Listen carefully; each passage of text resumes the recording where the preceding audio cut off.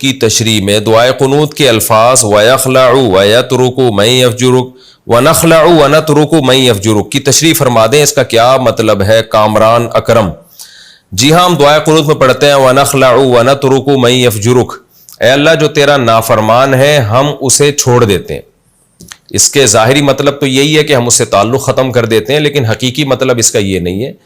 وَنَخْلَعُ وَنَتْرُكُ مَن يَفْجُرُكُ، اے اللہ جو تیرے نافرمان ہیں ہم ان کو چھوڑ دیتے ہیں ان کے ان عقائد میں اور ان کی ان برائیوں میں، یعنی ہم اس برائیوں میں ان کو فالو نہیں کریں گے، ان کے غلط نظریات میں ہم ان کو فالو نہیں کریں گے۔ انسان جن لوگوں کے ساتھ رہتا ہے نا تو انہی کے نظریات بھی لیتا ہے، انہی کے اعمال سے بھی متاثر ہوتا ہے۔ تو اللہ ہم جتنے بھی جو غیر مسلم ہیں وہ بھی اور جو مسلمانوں میں بدعمل ہیں وہ بھی، ہم ان کو میں سے کسی کے بھی عمل میں اس کو فالو نہیں کریں گے،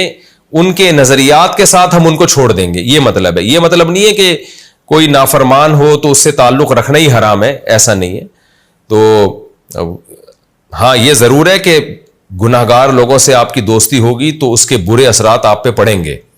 تبھی تو نبی صلی اللہ علیہ وسلم نے فرمایا نا کہ اچھے ہم نشین کی مثال خوشبو عطر فروش کی ہے، اور برے ہم نشین کی مثال جو ہے اس کی ہے جو بھٹی والے کی ہے، کہ اس سے آپ کو بدبو تو آئے گی کم از کم۔ تو ماحول سے انسان بڑا متاثر ہوتا ہے، تو ہونا یہ چاہیے کہ آپ کی دوستیاں، آپ کے تعلقات نیک لوگوں کے ساتھ ہوں، اور برے لوگوں کے ساتھ زیادہ دوستیاں نہ رکھیں کیونکہ اس کے اثرات آتے ہیں۔